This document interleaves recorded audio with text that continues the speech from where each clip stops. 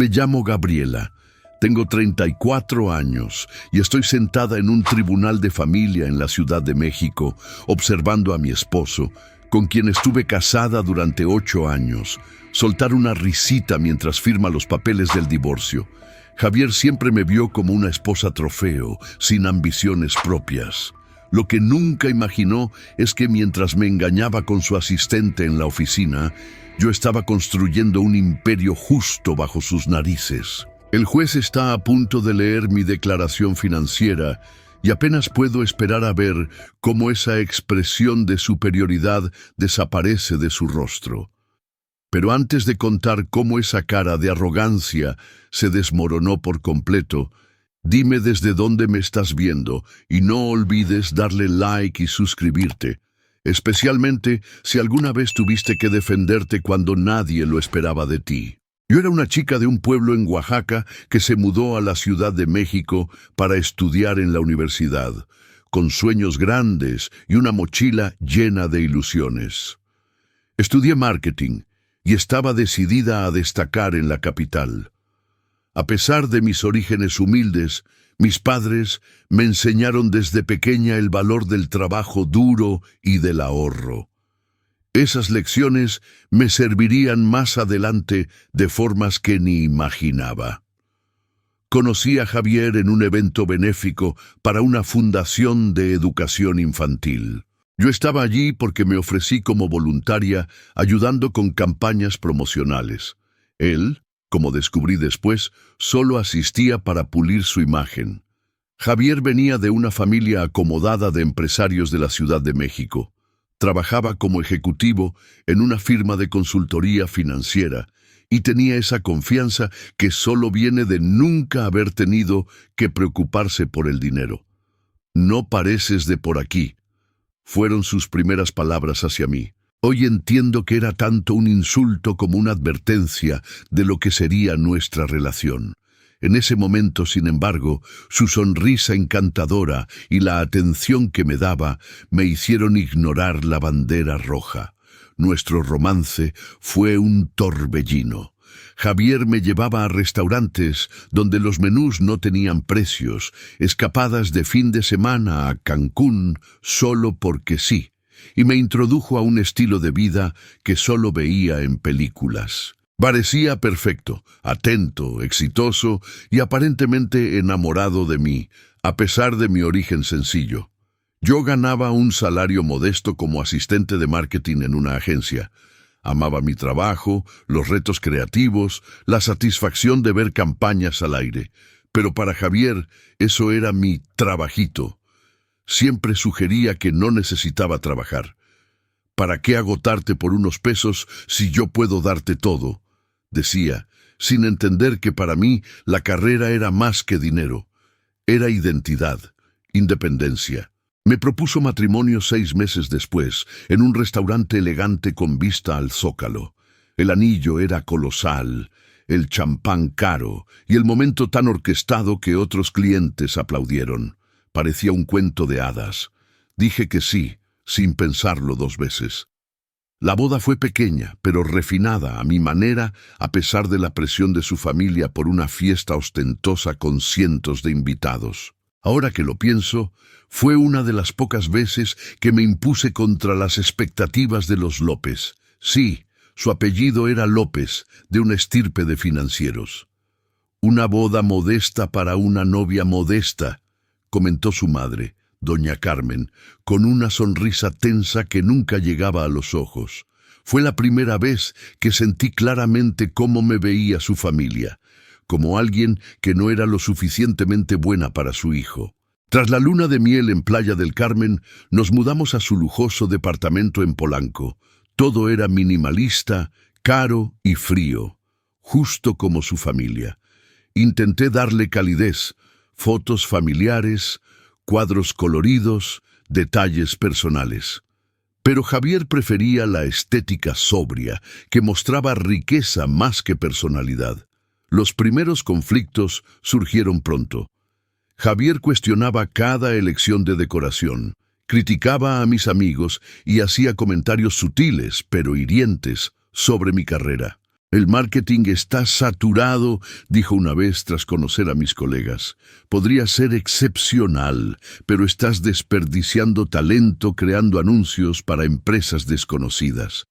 Intenté encajar en su círculo social, esposas de ejecutivos, mujeres que pasaban los días entre centros comerciales, spas y eventos de caridad.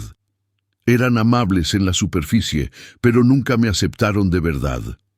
Una vez escuché a una de ellas en una cena decir: «Ella es el experimento de Javier con la clase media». Cuando se lo conté, no me defendió.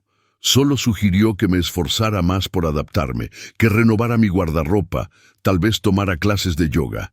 «Solo necesitan ver que te estás ajustando a nuestro estilo de vida», dijo, como si mi identidad fuera un proyecto que él pudiera rediseñar. Los primeros años fueron una mezcla confusa de lujos y soledad. Él me llenaba de regalos caros mientras mi autoestima se erosionaba poco a poco. Me transformaba en lo que él quería, una esposa de vitrina que lo hacía lucir bien en público, mientras la mujer ambiciosa e independiente que fui alguna vez desaparecía. A los 2 años de casados, las tensiones se acumularon y desbordaron. Javier siempre fue meticuloso con las finanzas, pero su actitud se volvió controladora. Aunque compartíamos cuentas, cuestionaba cada gasto mío mientras gastaba fortunas sin consultarme. «¿De verdad necesitabas otro curso en línea?», decía al revisar los extractos. «Son 200 pesos que podrían invertirse». Y sin embargo, no dudaba en gastar miles en relojes o viajes de negocios. Poco a poco me aislé de amigos y familia. Las visitas a mis padres en Oaxaca se volvieron raras porque Javier siempre tenía una excusa. Reunión importante, evento corporativo o simplemente que el sur es muy provinciano para nosotros. Mis amigos de la universidad dejaron de llamar. Javier había dejado claro que no eran lo suficientemente sofisticados para nuestra casa. «Tu amiga Sofía preguntó si nuestro vino era mexicano», se burló una vez tras una cena que organicé. «Como si fuéramos a servir vino nacional. Es vergonzoso, Gabriela». Mi carrera, que antes era motivo de orgullo, se convirtió en una batalla constante. Cuando me ofrecieron un ascenso a coordinadora de campañas, Javier no lo celebró. «¿Vale la pena ese pequeño aumento a cambio de más horas fuera de casa?», cuestionó. «Recuerda que pronto queremos formar una familia». Eso era nuevo para mí. Cada vez que mencionaba hijos, él decía que no era el momento. Fue entonces cuando descubrí mi verdadera pasión, el comercio electrónico. La agencia donde trabajaba comenzó a expandirse a plataformas digitales y me ofrecí para aprender sobre e-commerce y estrategias de ventas en línea. Tenía un talento natural para entender el comportamiento del consumidor y crear tiendas virtuales efectivas. Emocionada, le conté a Javier que soñaba con tener mi propia plataforma de e-commerce de artesanías oaxaqueñas modernizadas algún día. Su respuesta fue devastadora. «Sé realista, Gabriela. Emprender requiere olfato para los negocios, y eso no es lo tuyo. La mayoría de las startups quiebran en el primer año». Nuestras visiones sobre el dinero resaltaban nuestras diferencias profundas. Para él, todo era sobre apariencias. La dirección correcta, el auto correcto, las vacaciones correctas. Yo, con raíces oaxaqueñas, creía en ahorrar, invertir con sabiduría y valorar lo útil, no lo ostentoso. Cuando nuestro 3er aniversario se acercaba, las noches de Javier, trabajando hasta tarde, se volvieron rutina. Cliente exigente, mercado volátil, informes trimestrales. Las excusas eran muchas, pero la ausencia constante. La mayoría de las noches cenaba sola, dormía sola y vivía como soltera, pero bajo el control financiero de una adolescente con mesada. Nuestra primera pelea seria ocurrió tras la cena de Navidad con su familia. En el auto, su madre me preguntó directamente cuándo les daríamos nietos. Respondí que estaba lista cuando él lo estuviera, pero él cambió de tema hábilmente. En casa lo confronté. Su reacción fue gélida. Los hijos son una responsabilidad y un costo enorme, dijo, aflojándose la corbata. Con tu carrera modesta y las expectativas de mi familia, cualquier hijo nuestro necesitaría un fondo fiduciario, escuelas privadas, contactos adecuados. No estamos listos financieramente. ¿No estamos listos?, pregunté confundida.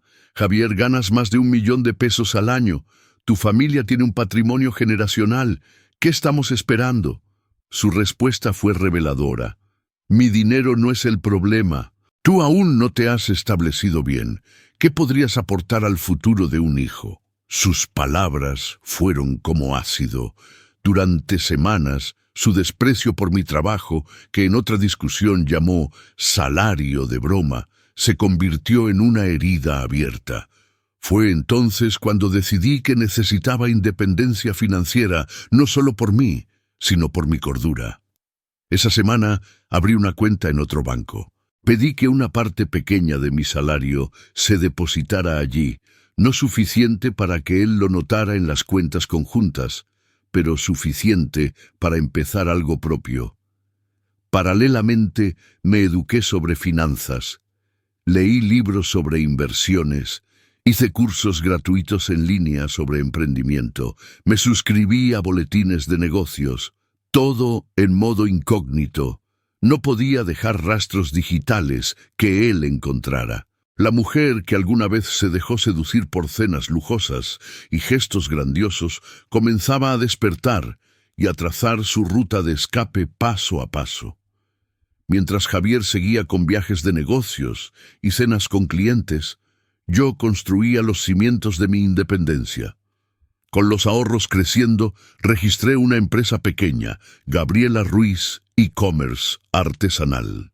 Creé un sitio web profesional, mostrando mi portafolio de productos, enfocado en artesanías oaxaqueñas actualizadas, como joyas y decoraciones sostenibles. El primer desafío fue encontrar tiempo para trabajar sin que Javier lo supiera.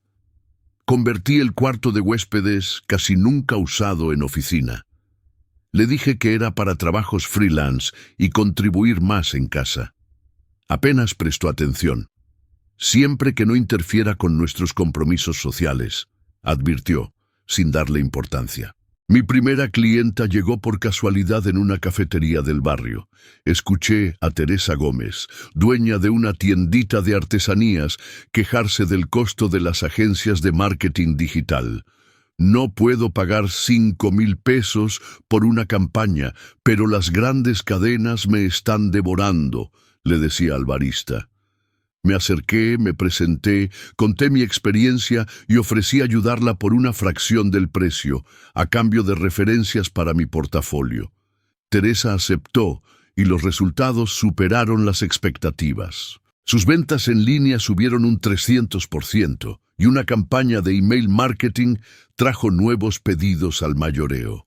Ese antes y después fue tan claro que Teresa me recomendó con otros pequeños emprendedores. Además, se convirtió en una amiga verdadera, algo que no sentía desde hacía tiempo. Ella era auténtica, luchadora y valoraba mis habilidades como Javier nunca lo hizo. «Tienes un don, Gaby», me dijo una tarde. «Entiendes qué hace único a un producto y sabes venderlo al cliente correcto». Trabajaba de noche cuando Javier no estaba. Convertí el closet en un estudio improvisado para llamadas con clientes. Usaba cobijas viejas de la universidad para amortiguar el sonido.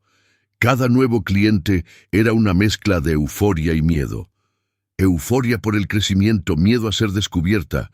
Cometí errores, cobré poco por proyectos complejos, prometí plazos ajustados, pero aprendí. Cada cliente me enseñó sobre negociación, límites y valoración del trabajo. Invertí las ganancias en lo esencial: software de e-commerce, inventario inicial, anuncios pagados. A veces disfrazaba los gastos en cuentas domésticas, otras pagaba en efectivo. En un año, mi cartera de clientes creció por el boca a boca. En lugar de gastar las ganancias, reinvertía en el negocio y comencé a ahorrar para inversiones futuras. Javier seguía ajeno. Pensaba que mi confianza renovada era por adaptarme finalmente a su mundo, no por logros profesionales. El momento que lo cambió todo llegó cuando trabajé con una artesana de textiles locales. Sus ventas explotaron tras una tienda virtual que creé, tanto que su historia salió en una revista de emprendimiento. Rechacé mencionar mi nombre por privacidad, pero el éxito me dio credibilidad para clientes más grandes. Gracias a Teresa, conocí a Valeria Mendoza, una emprendedora tech que vendió su primera startup por millones de pesos y lanzaba un nuevo app. Al principio me contrató para algo pequeño, pero se convirtió en clienta fija y mentora. «Cobras muy barato por lo que entregas», me dijo revisando mis tarifas. «Triplica y verás cómo cambia la percepción de tu valor». Tenía razón. Al subir los precios, atraje negocios más sólidos, dispuestos a pagar por calidad. Valeria me introdujo al mundo de las inversiones más allá del ahorro. «El dinero parado pierde valor», explicó. «Hay que hacerlo trabajar». Bajo su guía, comencé a invertir en startups tech emergentes, incluyendo su nuevo app para ventas en línea de pequeños negocios. Empecé con montos bajos, pero a medida que mi empresa crecía, mi portafolio también. La sensación de ver mi negocio e inversiones florecer era embriagadora. Por primera vez desde que conocí a Javier, me sentía viva, con propósito, independiente. Construía algo valioso por mis propios méritos. Durante ese tiempo, mantuve la fachada de ser solo la esposa de Javier. En eventos sociales, sonreía educadamente, mientras las esposas de sus colegas hablaban de compras o comités de caridad. Asistía a cenas de trabajo con él y cumplía el papel de esposa modelo, mientras internamente dirigía una empresa en ascenso y tomaba decisiones financieras que cambiarían mi futuro. Llevar esa doble vida era agotador, pero empoderador. Cada nuevo cliente, campaña exitosa o inversión acertada era un paso hacia la libertad que cada vez entendía más que necesitaba. A los 5 años de casados, la máscara comenzó a caer. Todo empezó con un mensaje en el celular de Javier mientras se bañaba. Una vista previa en la pantalla mostraba un texto de alguien llamado M. «Ya te extraño. Ayer fue increíble». El resto desapareció antes de que pudiera leerlo, pero la sospecha plantada era imposible de ignorar. Javier se había vuelto más distante, y no era raro que regresara oliendo a un perfume que no era mío. Siempre decía que era de abrazos con clientes. En lugar de confrontarlo de inmediato, observé. Analicé patrones, reuniones los jueves hasta tarde, supuestas conferencias de fin de semana sin rastro en línea, cenas con clientes siempre en el mismo restaurante elegante. El jueves siguiente, dije que ayudaría a Teresa en un evento en su tienda. En realidad, estacioné cerca del restaurante. A las 8:30 p.m. llegó su auto. 10 minutos después, un vehículo plateado se detuvo y bajó una mujer de cabello oscuro. Aunque estaba lejos, reconocí a Mónica Ruiz, su asistente en la firma. Los vi abrazarse de forma íntima. No era profesional. Ella lo besó antes de entrar. Mis manos temblaban mientras tomaba fotos con el celular. El estómago se me revolvía de rabia y certeza. Esperé media hora y entré. Estaban en una mesa en la esquina, él con la mano sobre la de ella, inclinados uno hacia el otro. «Con razón las reuniones nocturnas», dije con una voz más firme de lo que esperaba. Javier se sobresaltó. Su rostro pasó por sorpresa, culpa e irritación por ser atrapado. Mónica tuvo la decencia de sonrojarse y disculparse para ir al baño. «Gabriela, no es lo que parece», comenzó con tono de vendedor para clientes difíciles. «Ah, no, porque parece que estás cenando con tu amante mientras tu esposa cree que trabajas». La conversación fue surrealista.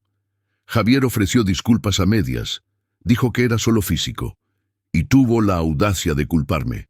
«Te obsesionaste con tus proyectitos de freelance», dijo en voz baja, notando las miradas de los demás. «Te volviste aburrida, Gabriela, sin ambición. ¿Cuándo fue la última vez que te esforzaste por nuestro matrimonio?» Salí sola del restaurante. Conduje sin rumbo durante horas antes de regresar al departamento. Javier llegó después de medianoche con promesas de terminar con Mónica, terapia, una segunda luna de miel. Por razones que ni yo entendía, fingí considerarlas. «Necesito tiempo», dije, y no mentía. Necesitaba tiempo no para perdonar, sino para planear. Las semanas siguientes fueron una danza de mentiras mutuas. Javier se volvió atento. Flores, cenas, mimos. Mientras tanto, yo usaba reuniones con clientes para consultar abogados de divorcio.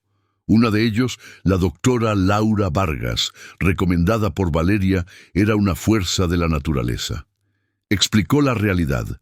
En México, la repartición de bienes depende del régimen matrimonial. Sin separación de bienes, los activos adquiridos en la unión son comunes. Aprendí sobre las complejidades del divorcio con patrimonio familiar, la necesidad de documentar todo y actuar con inteligencia. Laura me aconsejó reunir información antes de actuar. El conocimiento es poder, Gabriela, especialmente en un divorcio. Mi investigación terminó cuando Javier encontró mi historial de búsqueda en la computadora compartida. Olvidé el modo incógnito en una búsqueda sobre división de bienes en divorcio. Su reacción fue inmediata y aterradora. Me acorraló en la cocina, agitando una captura de pantalla en su celular. «Esto es lo que has estado haciendo, planeando divorciarte y quedarte con mi dinero». Su rostro estaba rojo, con una vena palpitando en la frente. «Déjame decirte, Gabriela, sin mí no eres nada». Mantuve la calma, lo que lo enfureció más. «No estoy planeando nada. Solo investigaba después de lo que pasó. ¿Tú no harías lo mismo?» Se calmó, pero la amenaza quedó en el aire. Esa noche, moví documentos a una nube segura y transferí archivos a memorias guardadas en una caja fuerte en el banco. Javier no sospechaba. El golpe final llegó 3 semanas después. Mientras organizaba el closet, una tarea que él nunca hacía, encontré una cajita de joyería escondida en unas botas de invierno. Le entró un recibo de una joyería por una pulsera de diamantes, fechado 2 meses antes. Yo nunca recibí eso. Aunque ya sabía de la infidelidad, la prueba de su inversión emocional en ella dolió de forma inesperada. El recibo era por casi 300,000 pesos, dinero que teóricamente era nuestro. Antes de que pudiera procesarlo, escuché la puerta principal abrirse. Voces, risas, Javier y una mujer. Me quedé helada en el closet. Entraron al cuarto. Claramente no esperaban que estuviera en casa a esa hora de la tarde. Salí y los sorprendí abrazados al pie de la cama que compartimos durante 5 años. «Gabriela», exclamó Javier sin apartarse de Mónica. «Se suponía que estabas trabajando». «Tomé el día libre», respondí, sorprendida por mi calma. «Deberías haber avisado». Lo que siguió no fue una escena de telenovela. Javier fue frío y práctico. «Bueno, esto ahorra una conversación incómoda», dijo arreglándose la corbata. «Quiero el divorcio, Gabriela. Mónica y yo tenemos planes». Habló con una confianza absoluta, como si controlara todo. Generosamente ofreció que me quedara con mis cosas personales y un pequeño fondo para empezar de nuevo. El departamento, las inversiones, hasta los cuadros que elegimos juntos, todo se quedaría con él. «Mis abogados te contactarán», concluyó, confundido porque no lloré ni supliqué. «Mejor busca otro lugar desde hoy». En realidad, respondí, como aún es mi residencia legal, me quedo. Ustedes busquen un hotel». Su rostro se endureció. Mónica lo jaló. «Vámonos, Javier. Lo resolvemos después». Antes de salir, él se giró. «Te arrepentirás de no aceptar mi oferta». Cuando mis abogados terminen contigo, apenas te alcanzará para un cuartito en Nesa. Cerré la puerta, me recargué en ella y por primera vez desde que descubrí la infidelidad sonreí. Javier no tenía idea de lo que venía. Al día siguiente, él se llevó ropa y pertenencias. Cambié las cerraduras por la tarde, legalmente cuestionable, pero necesitaba tiempo para documentar bienes antes de que él se llevara más. Su suposición de que yo era ignorante en finanzas apareció en la primera oferta, una suma única de 50,000 pesos y 6 meses de pensión. A cambio, no reclamaría nada más, ni el departamento que decoré, ni las inversiones conjuntas. «Está probando», dijo Laura al ver la oferta. «Cree que no conoces tus derechos ni el patrimonio real». Con su guía, rechacé y activamos el proceso de revelación financiera, obligando a la divulgación de bienes y deudas. Javier obstruyó. Retrasos, reportes incompletos. «Táctica común», calmó Laura. «Quieren agotarte, hacerte gastar y rendirte». Lo que él no sabía es que yo llevaba años anotando cada cuenta, transacción, incluso las secretas. Y más importante, tenía mis propios recursos, significativos. Tras evaluar con Laura, decidimos ocultar temporalmente el valor de mi empresa e inversiones en las fases iniciales. Legalmente, los negocios fundados en el matrimonio pueden ser comunes, pero Laura encontró una excepción. Javier desalentó mi emprendimiento y nunca aportó un centavo. «Lo revelamos en el momento justo», aseguró. «Deja que crea en su propia historia sobre ti». Mientras el proceso avanzaba lentamente, Javier comenzó una campaña social. Amigos comunes dejaron de contestar, las invitaciones desaparecieron. Hasta el portero, siempre amable, se volvió indiferente. Supe después que Javier esparcía que yo lo había engañado, que estaba inestable y que él intentó salvar el matrimonio. En los círculos donde su apellido pesaba, su versión se aceptaba sin cuestionar. Ese aislamiento dolió más de lo que esperaba. Personas con las que compartí cenas, fiestas, confidencias, desaparecieron sin escuchar mi lado. Todos menos Teresa y Valeria, que se mantuvieron firmes. «Quien cree en chismes sin escuchar ambos lados no merece tu energía», dijo Teresa una noche entre cafés en su tienda. «Concéntrate en construir tu nueva vida, no en lamentar la vieja». Las intimidaciones de Javier aumentaron al ver que no aceptaría la oferta. Llamaba de noche con amenazas veladas. «Me aseguraré de que no trabajes más en esta ciudad», decía con voz venenosa. Insinuó denunciar mi negocio a Hacienda por irregularidades, pero no había nada que temer. Mis finanzas eran impecables. Su familia se unió. Doña Carmen llamó con tono condescendiente. «Siempre supimos que no eras adecuada para Javier», dijo sin rodeos. «Pero lo aceptamos porque él te eligió. No compliques las cosas. Acepta lo ofrecido y sal con dignidad». Mantuve la compostura. Una habilidad perfeccionada en eventos familiares donde me miraban con desdén. «Gracias por su preocupación, doña Carmen. Sigo el consejo de mi abogada». La arrogancia de Javier se volvió en su contra. Pensando que no tenía recursos para una pelea larga, cometió errores graves. No declaró cuentas en las Islas Caimán, de las que yo tenía pruebas. Subestimó el valor de su portafolio. Alegó que joyas familiares eran separadas cuando fueron dadas a nosotros como pareja. Laura documentó cada mentira con precisión, armando un caso que destruiría su credibilidad ante el juez. Mientras tanto, mi empresa explotó durante la separación. Una tienda virtual que creé para una red de artesanías regionales se viralizó, saliendo en revistas del sector. Rechacé entrevistas por motivos personales, pero el reconocimiento trajo nuevos clientes. El gran golpe fue un contrato con una cadena nacional de productos sostenibles para renovar toda su estrategia de e-commerce. Un acuerdo de 6 dígitos que transformó mi empresa de exitosa a excepcional. Contraté a 4 personas, renté una oficina pequeña en Coyoacán y comencé a seleccionar clientes cuyos valores se alinearan con los míos. Todo mientras Javier y sus abogados me describían en documentos como freelancer con ingresos inciertos, dependiente de su apoyo. Su percepción de mí, como la chica de Oaxaca deslumbrada por su dinero, estaba tan arraigada que no concebía mi éxito sin él.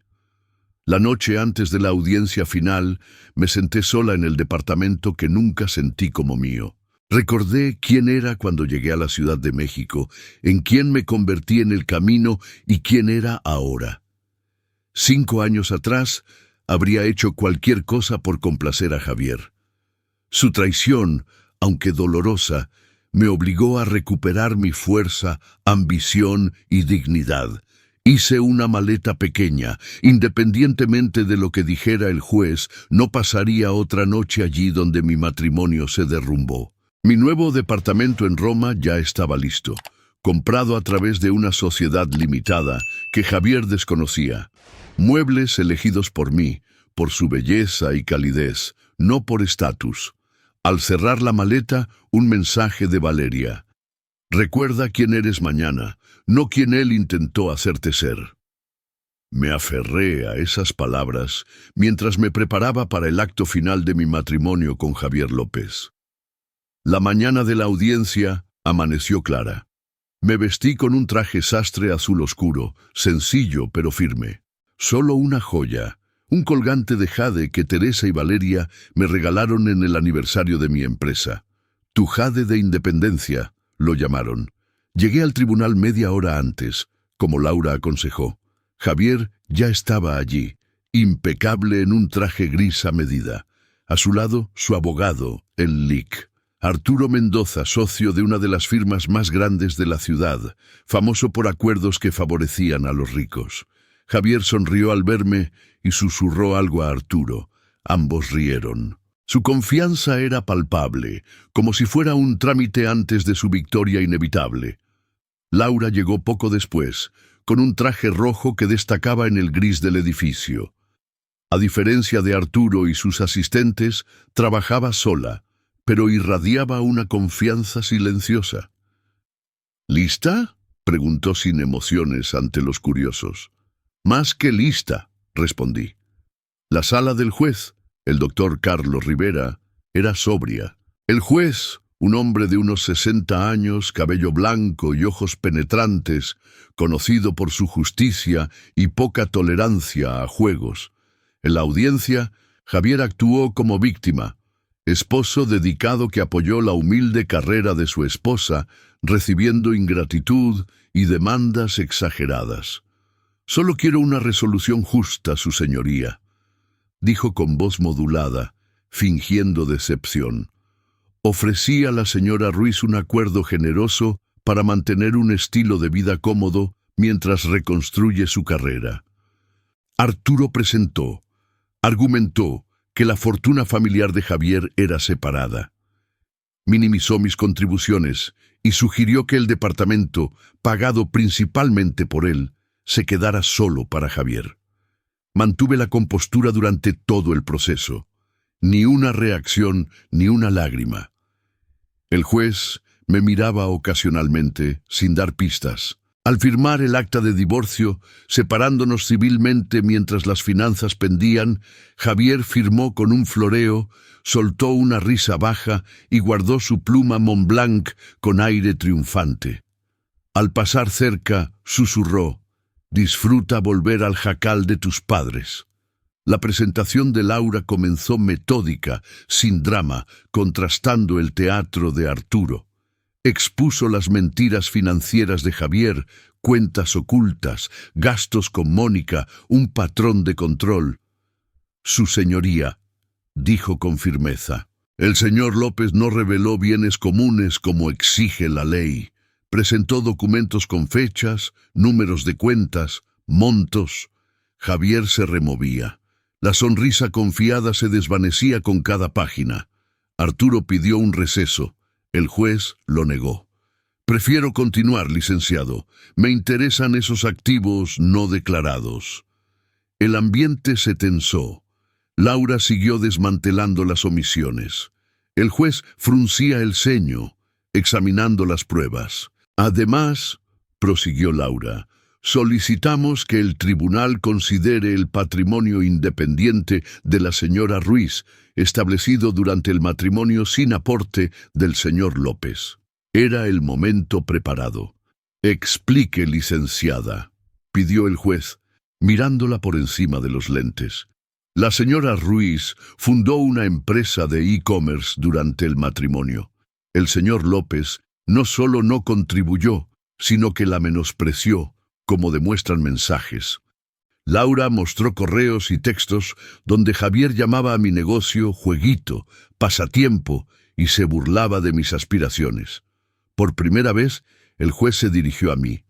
Señora Ruiz, ¿entregó información completa sobre esa empresa? Aún no, su señoría, pero la tengo lista. Laura pasó un sobre sellado con mi declaración financiera, guardada para ese momento.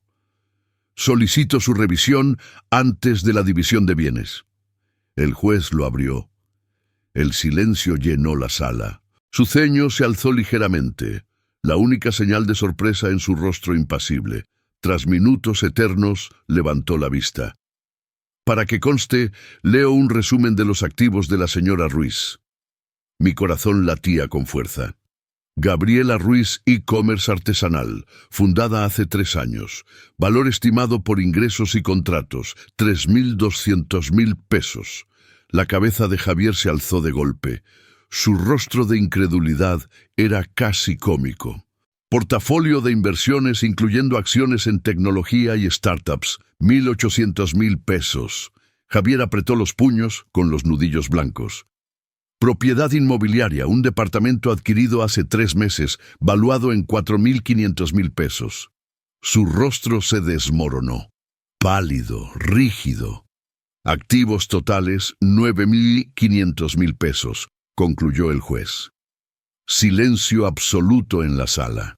Javier me miraba como si viera a una extraña, y en cierto modo lo era. Por primera vez sentí alivio. No orgullo, no venganza, solo la tranquilidad de ver la verdad a la luz. Señor López, dijo el juez, ¿desea modificar sus declaraciones previas sobre la dependencia económica de su esposa? Javier no respondió. Arturo se puso de pie. Su señoría, desconocíamos esos activos. Alegamos que, al generarse durante el matrimonio, el señor López tiene derecho a una parte equitativa. Laura sonrió con confianza. Remito a la corte al párrafo 25 del acuerdo prenupcial firmado por ambos. En Danes ese era nuestro as bajo la manga. Años antes, al revisar el prenupcial, Laura detectó una cláusula incluida por los abogados de Javier. Cualquier negocio fundado por un cónyuge durante el matrimonio, sin inversión del otro, permanecería como propiedad exclusiva del creador en caso de divorcio. La cláusula pensada para proteger al señor López, explicó Laura, también protege a la señora Ruiz, cuya empresa se construyó sin participación ni apoyo de él. El juez revisó el documento. El lenguaje es claro, dijo finalmente. Continúe, licenciada. Laura presentó pruebas de que creé el negocio desde cero con mis ahorros, reinvirtiendo ganancias. Incluyó testimonios de clientes como Valeria y Teresa, que avalaban mi trabajo independiente. Mientras Laura hablaba, observaba a Javier. El mismo que había reído al firmar los papeles horas antes, ahora estaba inmóvil, destruido. Mónica, sentada al fondo, salió sin decir palabra. El juez tomó 30 minutos para revisar. Al regresar, el veredicto fue claro. Basado en las pruebas y el prenupcial, la Corte determina que Gabriela Ruiz, e-commerce artesanal, y su portafolio son propiedad separada de la señora Ruiz. Javier soltó un sonido ahogado, mitad suspiro, mitad protesta. Además, continuó el juez, dada la falta de transparencia del señor López sobre los bienes conyugales, la división de los demás activos será más favorable para la señora Ruiz. El resto fue un flujo legal que apenas escuché. Lo esencial, me quedaba con mi empresa, mis inversiones y mi nuevo hogar. El departamento se vendería, con el dinero dividido según la fórmula de la corte. Al salir, Javier se acercó con su abogado intentando detenerlo. «Tú planeaste todo esto», escupió entre dientes humillado y furioso. «Años esperando para destruirme». Lo miré a los ojos, sin odio, sin miedo. «No, Javier. Mientras tú destruías lo que teníamos, yo construía algo para mí. Esa es la diferencia entre nosotros». Laura me tomó del brazo y lo dejamos solo en la sala vacía, donde su arrogancia se convirtió en polvo. Salir del tribunal no fue una victoria, fue una liberación. Sentí el peso de años de mentiras desprenderse, tanto las de él como las que oculté para sobrevivir. Javier intentó interceptarme afuera, ya no hostil. Su tono era amigable pero incómodo. «Gabriela, deberíamos hablar. Creo que te subestimé. Tal vez fuimos precipitados. Podríamos ser un equipo poderoso». Casi me reí. ¡Qué transparencia tan grotesca! Ahora que sabía de mi patrimonio, le interesaba de nuevo. «No hay nada que discutir, Javier. El juez decidió». «Todavía me importas», dijo. «Lo que construiste podríamos hacerlo juntos». Laura lo interrumpió fríamente. «Toda comunicación será a través de los abogados de ahora en adelante». Esa noche cené con Teresa, Valeria y Laura en un restaurante tranquilo con vista al Chapultepec. Pedimos champán, no para celebrar la pérdida de Javier, sino por los nuevos comienzos. «Por Gabriela», dijo Valeria levantando su copa, «que construyó un imperio mientras un tonto miraba para otro lado». Una semana después, me mudé a mi nuevo departamento, elegido por mí, decorado por mí, con ventanas al cielo abierto y espacios cálidos, lejos del lujo frío que compartí con Javier. Con el divorcio finalizado, expuse mi empresa al mundo.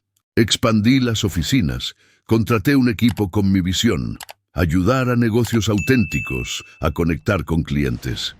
En un año teníamos clientes en todo el país y comenzábamos a nivel internacional. Nombré a Teresa directora de operaciones. Su talento gerencial complementaba mi visión estratégica y creativa. Volví a visitar a mi familia. Javier me había aislado, criticando sus costumbres, sus maneras. Ahora pasaba Navidades en Oaxaca cocinando con mi mamá, jugando con mis sobrinos, recordando quién era. «Siempre supimos que eras extraordinaria», dijo mi mamá. «Solo nos preocupaba que lo olvidaras». Aunque todo fluía profesionalmente, emocionalmente no siempre era fácil. A veces despertaba con rabia por haberme menospreciado tanto o me cuestionaba por no ver las señales. Comencé terapia. La doctora Elena Torres, especialista en relaciones manipuladoras, me ayudó a entender que incluso las personas fuertes caen en trampas emocionales. «Sanar no es lineal», repetía. «Unos días te sentirás poderosa, otros rota. Ambas emociones son válidas». 6 meses después del divorcio, fundé la Fundación Independencia Financiera para Mujeres. Ayudamos a mujeres que salen de relaciones abusivas a alcanzar autonomía económica. Becas, mentorías, talleres sobre dinero y emprendimiento. Mi historia se convirtió en una charla en foros de negocios femeninos. «La independencia financiera no es solo dinero», decía. «Es la libertad para decidir por ti, no por necesidad o miedo». Un año después del veredicto, me topé con Javier en una gala. Iba con una nueva pareja, no Mónica. Me saludó suavemente. «Te ves bien, Gabriela. Escuché que tu empresa hace cosas increíbles». «Sí», respondí secamente. «Nunca vi tu potencial», confesó tras una pausa incómoda. «Estaba tan enfocado en moldearte que nunca supe quién eras realmente». Lo miré y no sentí odio ni amor. Solo una compasión distante por alguien que medía el valor humano con una vara tan pobre. Espero que encuentres lo que buscas, Javier. Esa noche, en casa pensé en todo. Lo que pareció una humillación final, engaño, desprecio, fue la chispa que me salvó. Quiso descartarme y eso me obligó a reencontrarme. Volví a salir con alguien, pero con límites sanos. Ya no necesitaba encajar. Quien estuviera conmigo tendría que quererme como soy, con triunfos y cicatrices. Mi vida no es perfecta, ninguna lo es, pero es mía, y eso lo cambia todo. Mi patrimonio crece, pero más importante, crece mi propósito. Hoy, al mirar atrás, veo que esa traición no fue el fin, sino el fuego que encendió mi verdadera fuerza interior. Si alguna vez te han subestimado como a mí, que sepas que lo que parece una derrota puede ser el trampolín hacia algo grandioso. Demuéstralo para ti, no para los demás. Y si esta historia resonó contigo, deja tu comentario con una historia tuya de superación, dale like para esparcir positividad, suscríbete para más inspiración y comparte con quien necesite un empujón. Gracias por acompañarme en esta narrativa. Recuerda siempre, lo que hoy te quiebra puede reconstruirte más fuerte mañana.